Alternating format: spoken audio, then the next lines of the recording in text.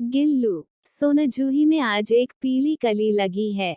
इसे देखकर अनायास ही उस छोटे जीव का स्मरण हो आया, जो इस लता की सघन हरितिमा में छिपकर बैठता था और फिर मेरे निकट पहुंचते ही कंधे पर कूदकर मुझे चौंका देता था। तब मुझे कली की खोज रहती थी, पर आज उस लघु प्राण की खोज है। परंतु वह तो अब तक इस सोनजूही की जड़ में मिट्टी होकर मिल गया होगा। कौन जाने स्वर्णिम कली के बहाने वही मुझे चौंकाने ऊपर आ गया हो। अचानक एक दिन सवेरे कमरे से बरामदे में आकर मैंने देखा, दो कौवे एक गमले के चारों ओर चोंचों से छुआ छुआवल जैसा खेल खेल रहे हैं। ये काकभूषुंडी भी विचित्र पक्षी है, एक साथ समादरित, अनादरित, अति सम्मानित, अति अवमानित। हमारे बेचारे पुरखे न गरुड़ के रूप में आ सकते हैं, न मयूर के, न हंस के। उन्हें पितरपक्ष में हमसे कुछ पाने के लिए काक बनकर ही अवतीर्ण होना पड़ता है। इतना ही नहीं, हमारे दूरस्थ प्रियजनों को भी अपने आने का मधुर संदेश इनके कर्कश स्वर में ही देना पड़ता है। दूसरी ओर हम कौवा और कांव कांव करने की अवमानना के अर्थ में ही प्रयुक्त करते हैं। मेरे काकपुराण के विवेचन में अचानक बाधा आ पड़ी, क्योंकि गमले और दीवार की संधि में छिपे एक छोटे से जीव पर मेरी दृष्टि रुक गई। निकट जाकर देखा, गिलहरी का छोटा सा बच्चा है, जो संभवतः घोंसले से गिर पड़ा है और अब कौवे जिसमें सुलभ आहार खोज रहे हैं। काकद्वय की चोंचों के दो घाव उस लघु प्राण के लिए बहुत थे, अतः वह निश्चेष्ट सा गमले से चिपका पड़ा था। सबने कहा, कौवे की चोंच का घाव लगने के बाद ये बच नहीं सकता, अतः इसे ऐसे ही रहने दिया जाए। परंतु मन नहीं माना, उसे हौले से उठाकर अपने कमरे में लाई, फिर रुई से रक्त पोंछकर घावों पर पेंसिलिन का मरहम लगाया। रुई की पतली बत्ती दूध से भिगोकर जैसे तैसे उसके नन्हे से मुंह में लगाई, पर मुंह खुल न सका और दूध की बूंदें दोनों ओर धुलक गईं। कई घंटे के उपचार के उपरांत उसके मुंह में एक बूंद पानी टपकाया जा सका। तीसरे दिन वह इतना अच्छा और आश्वस्त हो गया कि मेरी उंगली अपने दो नन्हे पंजों से पकड़कर नीले कांच के मोतियों जैसी आंखों से इधर उधर देखने लगा। 3-4 मास में उनके स्निग्ध रोएं, झब्बेदार पूंछ और चंचल चमकीली आंखें सबको विस्मित करने लगीं। हमने उसकी जातिवाचक संज्ञा को व्यक्तिवाचक का रूप दे दिया और इस प्रकार हम उसे गिल्लू कहकर बुलाने लगे। मैंने फूल रखने की एक हल्की इडलिया में रुई बिछाकर उसे तार से खिड़की पर लटका दिया। वही 2 वर्ष गिल्लू का घर रहा। वह स्वयं हिलाकर अपने घर में झूलता और अपनी कांच के मनकों सी आंखों से कमरे के भीतर और खिड़की से बाहर न जाने क्या देखता समझता रहता था। परंतु उसकी समझदारी और कार्यकलाप पर सबको आश्चर्य होता था। जब मैं लिखने बैठती तब अपनी ओर मेरा ध्यान आकर्षित करने की उसे इतनी तीव्र इच्छा होती थी कि उसने एक अच्छा उपाय खोज निकाला। वह मेरे पैर तक आकर सर से पर्दे पर चढ़ जाता और फिर उसी तेजी से उतरता। उसका ये दौड़ने का क्रम तब तक चलता, जब तक मैं उसे पकड़ने के लिए न उठती। कभी मैं गिल्लू को पकड़कर एक लंबे लिफाफे में इस प्रकार रख देती कि उसके अगले 2 पंजों और सिर के अतिरिक्त सारा लघु गात लिफाफे के भीतर बंद रहता। इस अद्भुत स्थिति में कभी कभी घंटों मेज पर दीवार के सहारे खड़ा रहकर वह अपनी चमकीली आंखों से मेरा कार्यकलाप देखा करता। भूख लगने पर चिक चिक करके मानो वह मुझे सूचना देता और काजू या बिस्कुट मिल जाने पर उसी स्थिति में लिफाफे से बाहर वाले पंजों से पकड़कर उसे कुतरता रहता।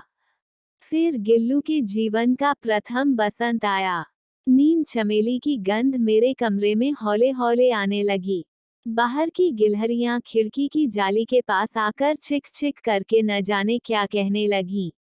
गिल्लू को जाली के पास बैठकर अपनेपन से बाहर झांकते देखकर मुझे लगा कि इसे मुक्त करना आवश्यक है। मैंने कीले निकालकर जाली का एक कोना खोल दिया और इस मार्ग से गिल्लू ने बाहर जाने पर सचमुच ही मुक्ति की सांस ली।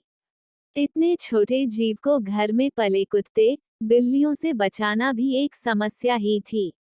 आवश्यक कागज पत्रों के कारण मेरे बाहर जाने पर कमरा बंद ही रहता है। मेरे कॉलेज से लौटने पर जैसे ही कमरा खोला गया और मैंने भीतर पैर रखा, वैसे ही गिल्लू अपने जाली के द्वार से भीतर आकर मेरे पैर से सिर और सिर से पैर तक दौड़ लगाने लगा। तब से यह नित्य का क्रम हो गया। मेरे कमरे से बाहर जाने पर वह भी खिड़की की खुली जाली की राह बाहर चला जाता और दिन भर गिलहरियों के झुंड का नेता बना, हर डाल पर उछलता कूदता रहता और ठीक 4 बजे वह खिड़की से भीतर आकर अपने झूले में झूलने लगता। मुझे चौंकाने की इच्छा उसमें न जाने कब और कैसे उत्पन्न हो गई थी। कभी फूलदान के फूलों में छिप जाता, कभी पर्दे की चुन्नट में और कभी सोनजूही की पत्तियों में। मेरे पास बहुत से पशु पक्षी हैं और उनका मुझसे लगाव भी कम नहीं है, परंतु उनमें से किसी को मेरे साथ मेरी थाली में खाने की हिम्मत हुई है, ऐसा मुझे स्मरण नहीं आता। गिल्लू इनमें अपवाद था। मैं जैसे ही खाने के कमरे में पहुंचती, वो खिड़की से निकलकर आंगन की दीवार, बरामदा पार करके मेज पर पहुंच जाता और मेरी थाली में बैठ जाना चाहता। बड़ी कठिनाई से मैंने उसे थाली के पास बैठना सिखाया, जहां बैठकर वो मेरी थाली में से एक एक चावल उठाकर बड़ी सफाई से खाता रहता। काजू उसका प्रिय खाद्य था और कई दिन काजू न मिलने पर वह अन्य खाने की चीजें या तो लेना बंद कर देता या झूले से नीचे फेंक देता था। उसी बीच मुझे मोटर दुर्घटना में आहत होकर कुछ दिन अस्पताल में रहना पड़ा। उन दिनों जब मेरे कमरे का दरवाजा खोला जाता, गिल्लू अपने झूले से उतरकर दौड़ता और फिर किसी दूसरे को देखकर उसी तेजी से अपने घोंसले में जा बैठता। सब उसे काजू दे आते, परंतु अस्पताल से लौटकर जब मैंने उसके झूले की सफाई की तो उसमें काजू भरे मिले, जिनसे ज्ञात होता था कि वो उन दिनों अपना प्रिय खाद्य कितना कम खाता रहा। मेरी अस्वस्थता में वह तकिए पर सिरहाने बैठकर अपने नन्हे नन्हे पंजों से मेरे सिर और बालों को इतने हौले हौले सहलाता रहता कि उसका हटना एक परिचारिका के हटने के समान लगता। गर्मियों में जब मैं दोपहर में काम करती रहती तो गिल्लू न बाहर जाता, न अपने झूले में बैठता। उसने मेरे निकट रहने के साथ गर्मी से बचने का एक सर्वथा नया उपाय खोज निकाला था। वह मेरे पास रखी सुराही पर लेट जाता और इस प्रकार समीप भी रहता और ठंडक में भी रहता। गिलहरियों के जीवन की अवधि 2 वर्ष से अधिक नहीं होती, अतः गिल्लू की जीवन यात्रा का अंत आ ही गया। दिन भर उसने न कुछ खाया न बाहर गया। रात में अंत की यातना में भी वो मेरे बिस्तर पर आया और ठंडे पंजों से मेरी वही उंगली पकड़कर हाथ से चिपक गया, जिसे उसने अपने बचपन की मरणासन स्थिति में पकड़ा था। पंजे इतने ठंडे हो रहे थे कि मैंने जागकर हीटर जलाया और उसे उष्णता देने का प्रयत्न किया, परंतु प्रभात की प्रथम किरण के स्पर्श के साथ ही वो किसी और जीवन में जागने के लिए सो गया।